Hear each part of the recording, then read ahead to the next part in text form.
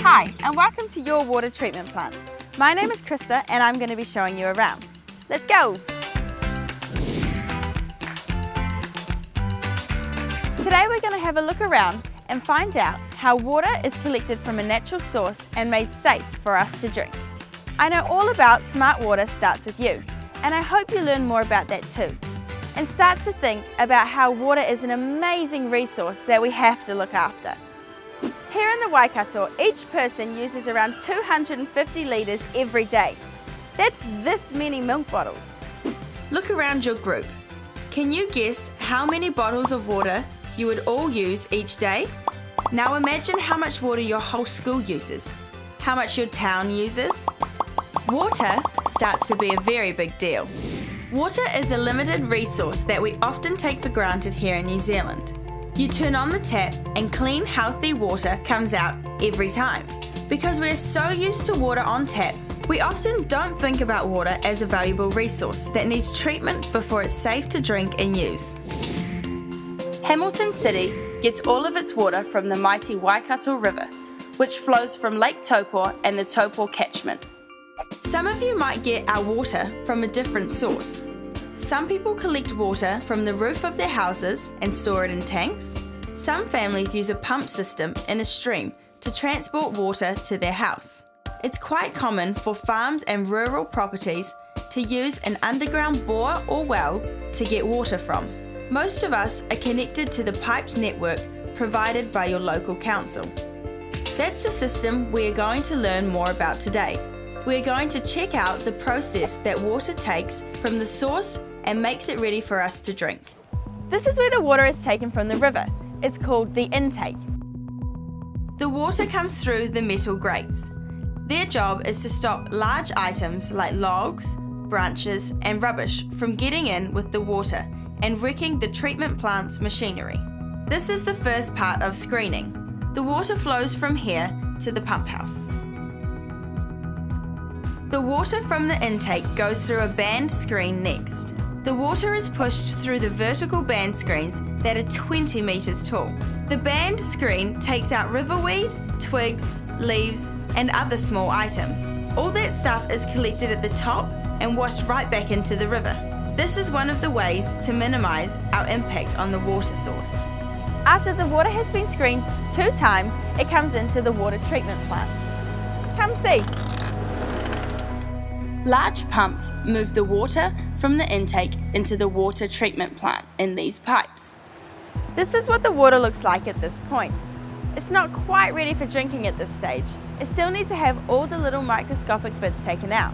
That's what happens here at the sedimentation tanks. The first part of the process is called sedimentation. That means letting all the tiny bits of dirt fall to the bottom, but some of them don't want to do that. They are too small and stay suspended in the water. So to help get them to settle out, we add 2 chemicals called aluminium sulfate and polymer. Aluminium works by breaking weak bonds that hold small bits of dirt in suspension. The polymer also helps small suspended bits to clump together to form bigger, heavier particles called flocculant or floc. The water then comes to these hopper tanks. These are shaped like a V, pointy at the bottom. The floc in this tank looks like a murky woolly blanket. You can see it floating in the tank. The water comes into this tank from the bottom. So as the water rises through the blanket, more floc joins the blanket. This is a way to filter the water.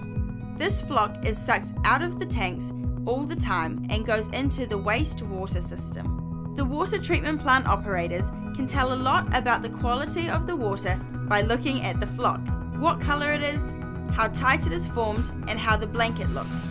This helps them make sure the water treatment plant is operating well. These hopper tanks and the floc blanket have removed nearly all of the small tiny bits of dirt. The next stage filters out the rest.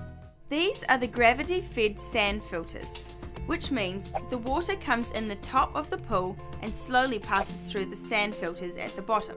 The sand filters get cleaned every 70 to 100 hours.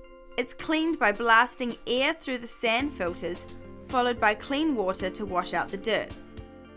The sand filters take out any flock that's left and also gets the larger microorganisms found in the river water. The main organisms are Crypto and Giardia. Both these microorganisms can make you sick, so it's best to get rid of these. This water looks pretty good. We now know that it's been screened a couple of times, had chemicals added to remove all the dirt, and filtered out the large microscopic bugs. What else could be in there? This is the granular activated carbon room. Granular activated carbon is this stuff here. Have you ever had a tropical fish and used this in the filter? How it works is the granular activated carbon has a huge surface area, with each grain of carbon covered with tiny gaps and holes. This helps the carbon to absorb any particles not able to be removed in earlier steps of the treatment process we have seen. It helps if there are taste and smell problems caused by algal blooms in the water source. These tanks have heaps of these cone-shaped filters that let the water pass through, but trap the tiny carbon particles so that they stay in the tank and keep working. Man, I've been walking all over this water treatment plant. Where can I get a drink around here? Surely the water's clean by now. We've down to the larger microorganisms, but are there any microorganisms? This is the UV area. These are here to zap any remaining microorganisms, even protozoa, which are single-celled microscopic organisms.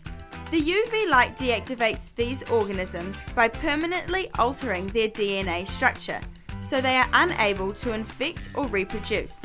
Water is passed through these large cylinders, which are filled with heaps of these UV tubes. And that's where the zapping happens. Just before it heads off to your house, the water needs some chlorine to kill any remaining bacteria and viruses that have escaped all our other screens, filters, chemicals and UV traps. There's a large tank where all the water waits for an hour to maximise the effect of the chlorine.